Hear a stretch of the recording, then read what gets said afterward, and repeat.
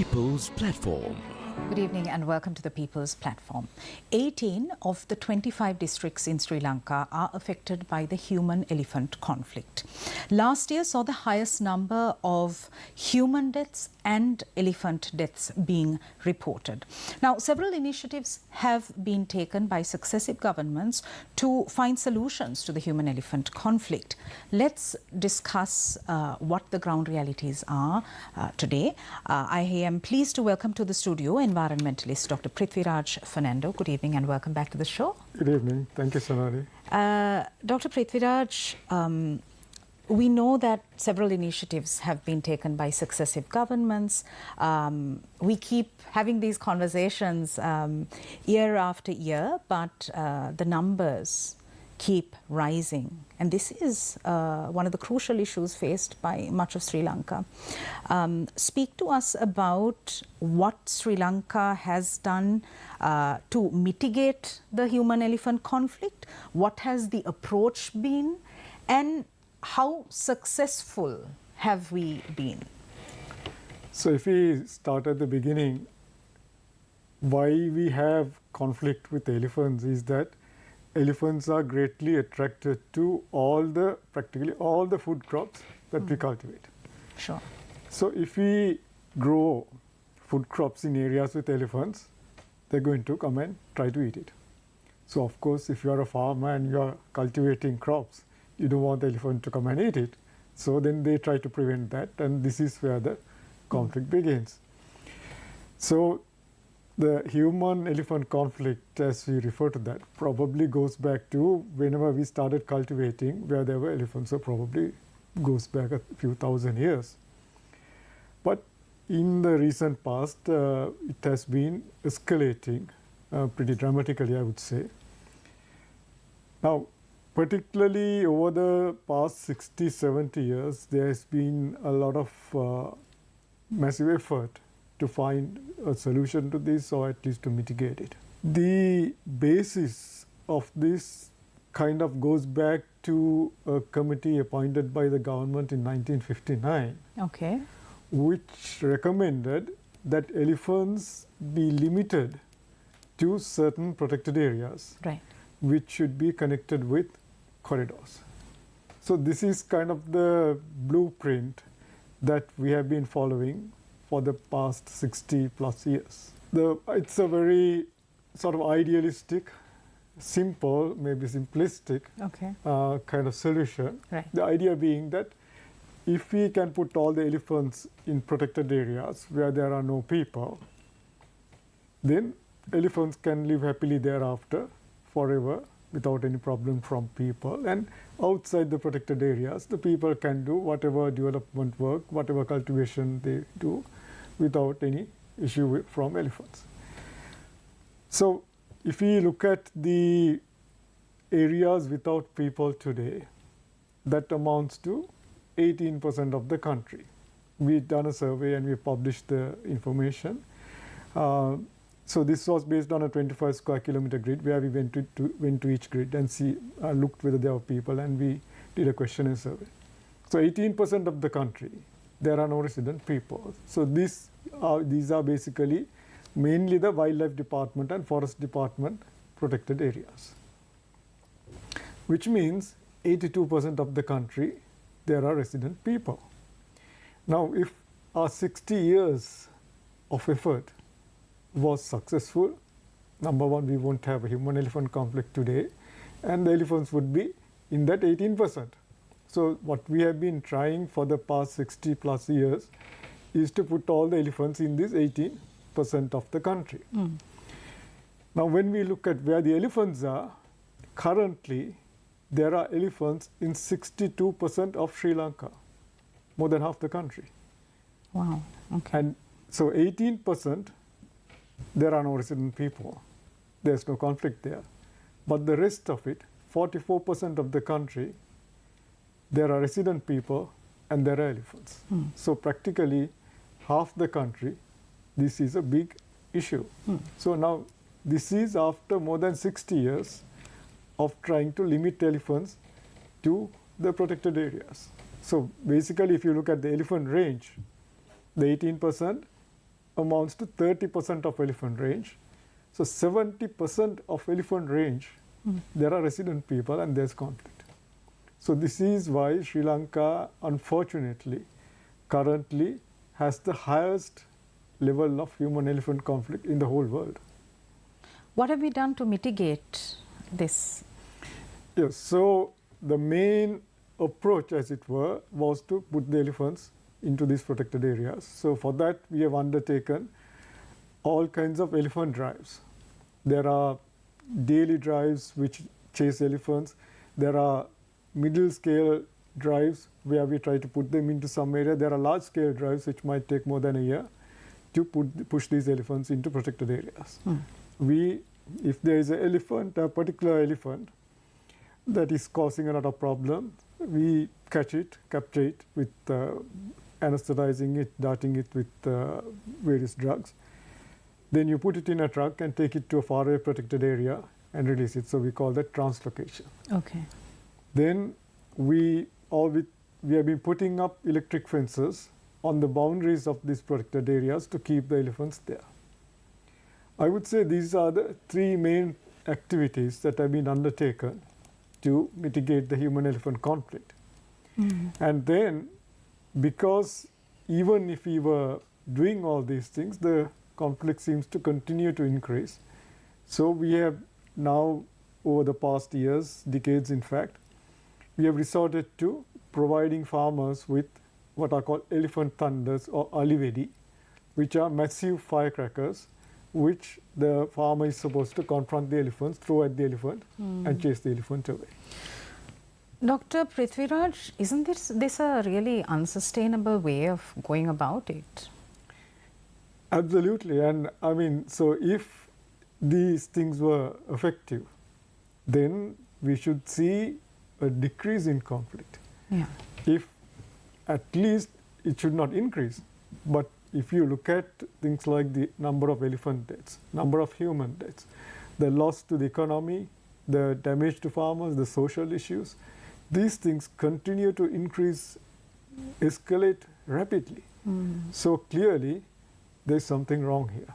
Dr. Prithiviraj, can you also take us through the actions of the relevant officials, the ministries that have been set up to curb this issue of the human-elephant conflict?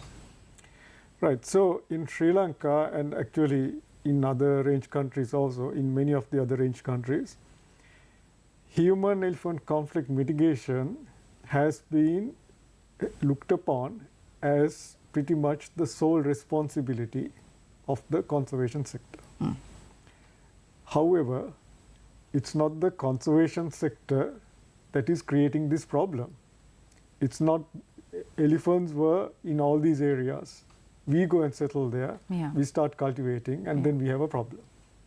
So I think there is something basically wrong here. Because people are doing something that is creating a problem. The conservation, the wildlife department didn't bring elephants from India and put them here and cause a problem. They were always here, elephants were always here. So, but so part of it is because of unplanned development, mainly encroachment. So when people go and settle in an area with elephants and they start cultivating, then they have problems. But it is not limited to unplanned or illegal settlement, also planned settlements. When we open up large areas, we have invested huge amounts of funds over the years, decades, in irrigated agriculture. So practically all these areas that were developed into irrigated paddy fields mainly and other crops are elephant habitat. So we invest a huge amount of money, clear the forest, and turn them into paddy fields. But if the elephants remain there, then the elephants are going to come and eat the paddy that we are growing. So again, you are creating a problem. So the tradition has been the development agencies and the people do the development. That creates a problem. Then they say the wildlife department needs to solve this problem. But this is not something that the wildlife department alone can even begin to address, because this is currently a problem that is in half the country. So it's 18 of the 25 districts. So there are millions of people who are faced with this issue. The Wildlife Conservation Department really is supposed to look after the elephants. Wow. If you look at the government sector, we have, I think, something more than 1.4 million government officers. And if you look at from that, what percentage is actually in the wildlife department, forest department, and such agencies, it's, I would say, probably less than 1 or 2%. The 90-something% of the government officers, their responsibility is the welfare and development of the people. Now, this is a problem that people have. Yeah. So shouldn't they be doing something about this issue? Shouldn't the people who are faced with this issue do something about it to solve this problem? So this is, I think, the only way we can change this issue and bring some resolution to this increasing human-elephant conflict. Speaking about development, we as Sri Lankans are only too familiar with short-sighted developmental initiatives that don't take into consideration environmental implications. And belatedly, we have to file cases and all of that. How does that impact this issue? How severely does it? So you're very right. So it's basically development that is causing this issue. So in that case, we need to have mitigation measures incorporated in the development plan.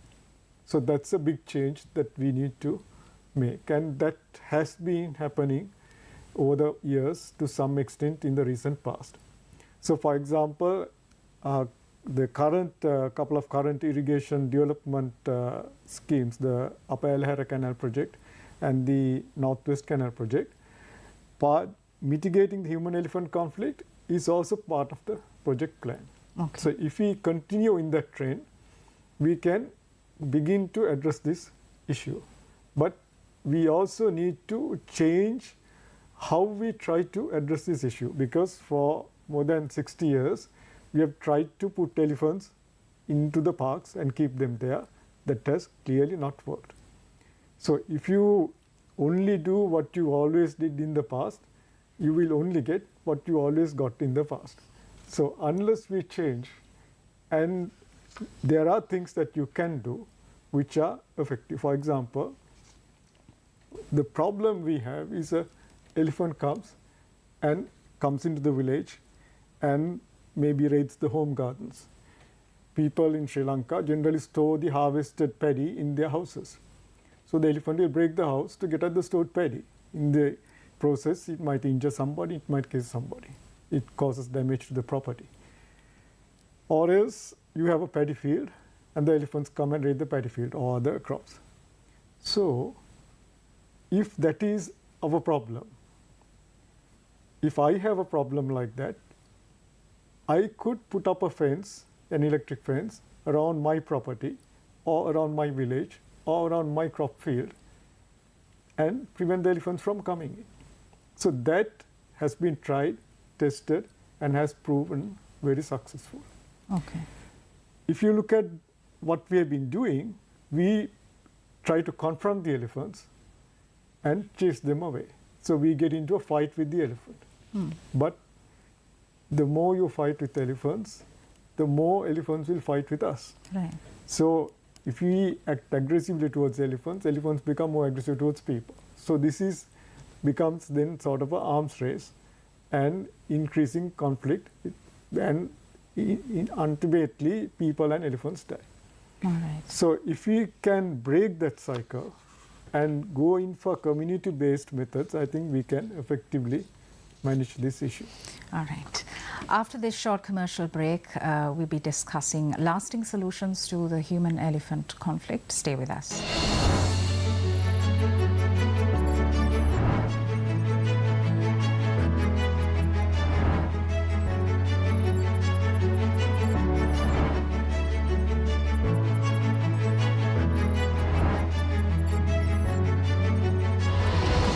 The People's Platform. The Bhagavad Gita is a scripture that is scientific and universal, which means it's meant for all humans across the globe. In-person Bhagavad Gita lecture by Sunandaji on the 2nd to the 6th of March 2024 from 6:45 p.m. to 8 p.m. at the Buddhist Cultural Center near Tomula Junction, Colombo 5. Registration and details vedantacolombo.org or contact 076-279-6113. Media sponsors TV1, Sirasa TV, Shakti TV and Newsfirst.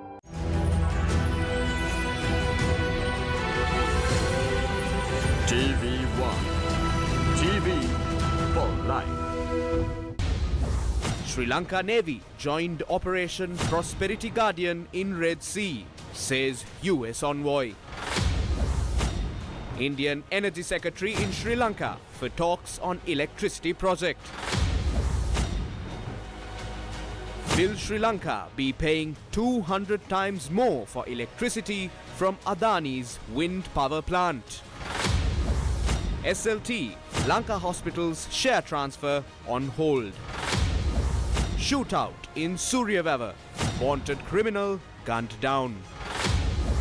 CCD police inspector flees, citing death threats.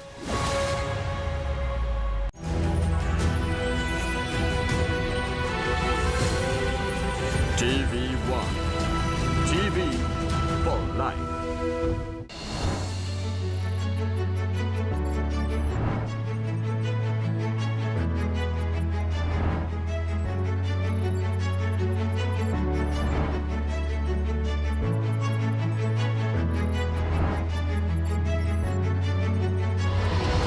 The People's Platform. Welcome back. I'm in conversation with Dr. Prithiviraj Fernando, environmentalist.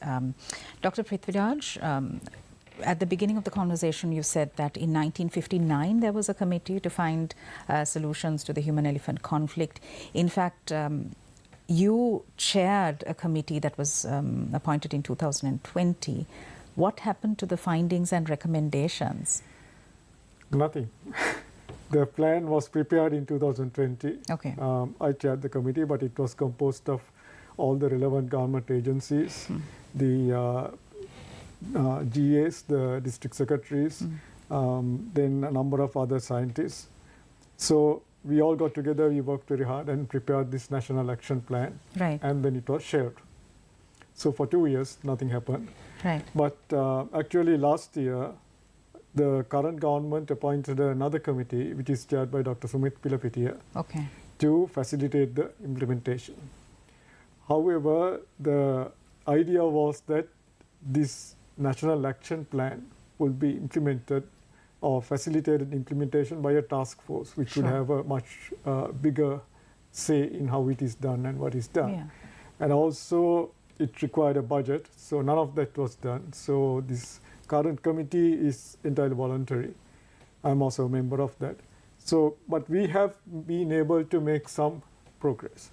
Okay. So, for example, I think one of the landmark changes that has happened is that in the past year, the Department of Agrarian Development, former Govijana Seva department, they came forward and they agreed to implement what are known as community-based seasonal paddy field fences, wherever there is a conflict, a human-elephant conflict in Sri Lanka.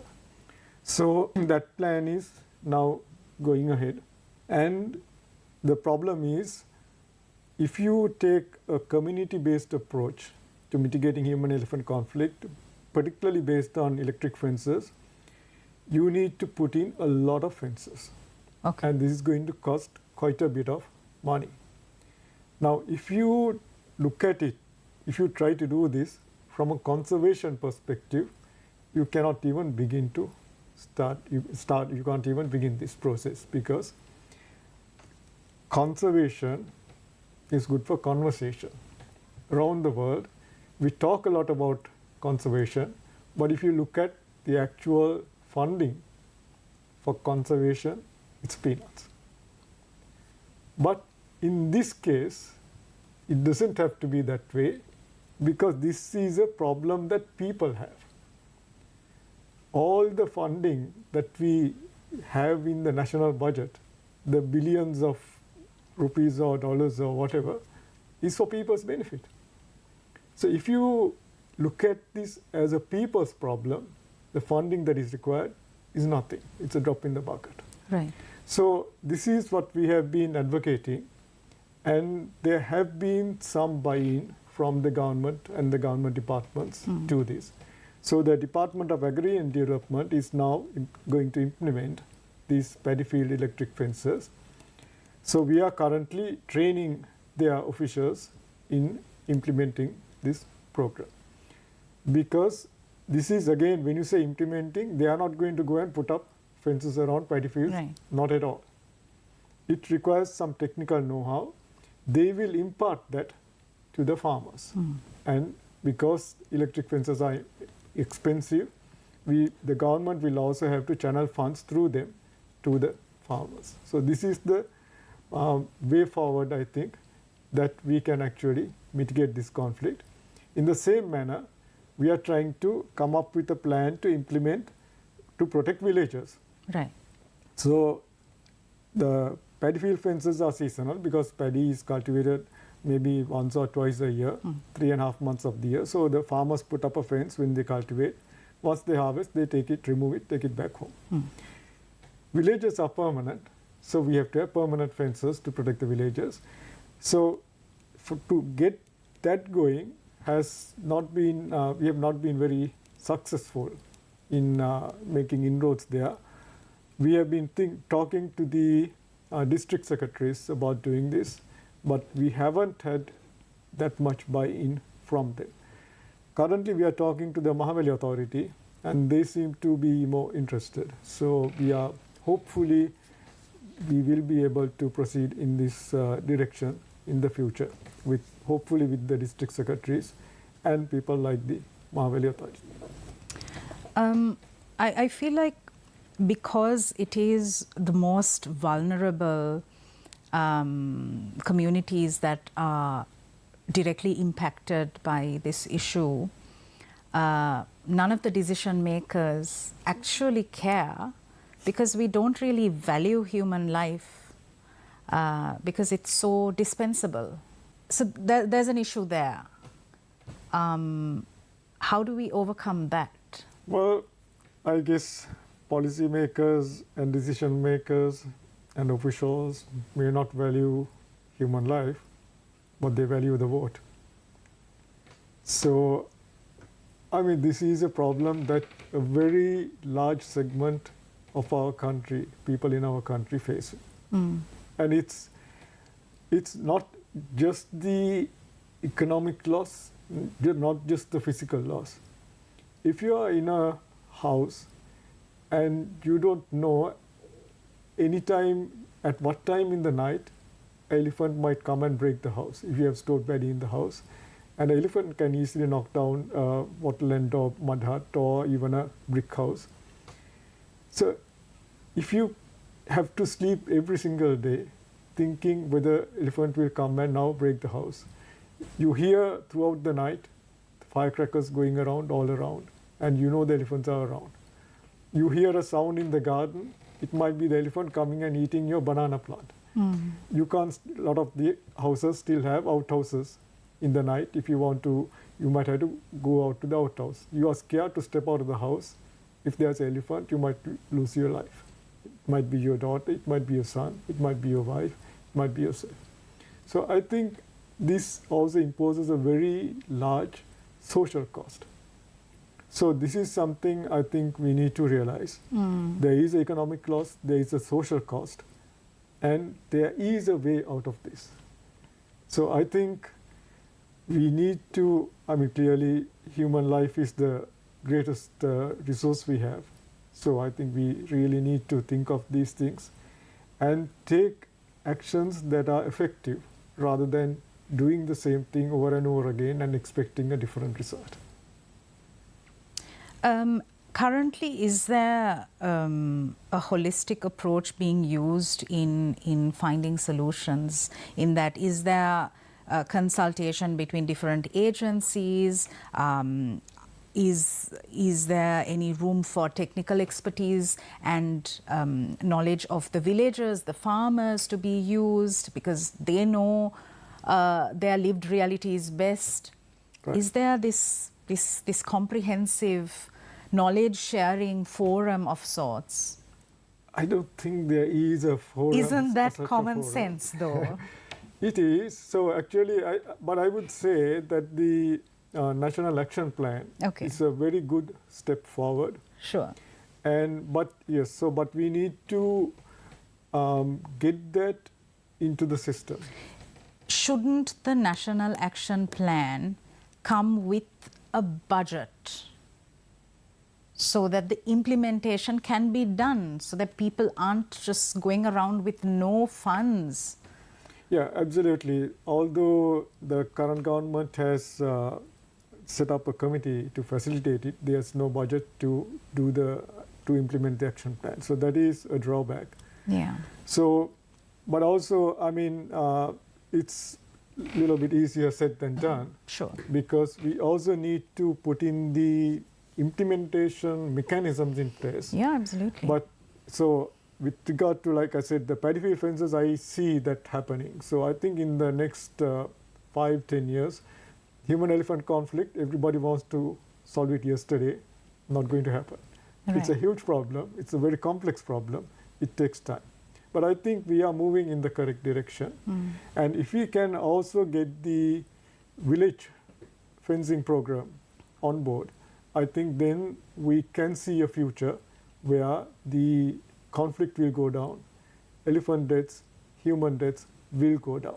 Dr. Prithiviraj, my final question to you, because we're living in a technology-driven community and technology-driven era, doesn't it make sense for us to also utilize the tool of technology for the purpose of mitigating the human-elephant conflict? Absolutely. So that's why we are advocating community-based electric fences. So electric fences are a technological tool, a solution to this problem. But any tool has to be used correctly. Right. Only if you use it correctly will you get the correct results. Currently, the Wildlife Department over the past decades, for various reasons, have put up more than 5,000 kilometers of electric fencing. But the conflict has continued to escalate. The problem is electric fencing is only a tool. Most of these fences are on the protected area boundaries. So they are basically separating the elephants in the protected areas, that is 30% of elephant range, from the elephants in the areas with people, 70% of elephant range. Right. So how can that solve the problem? Because you are basically separating the bad elephants and the good elephants. And the bad elephants are the ones that are living with the people and causing problems. Right.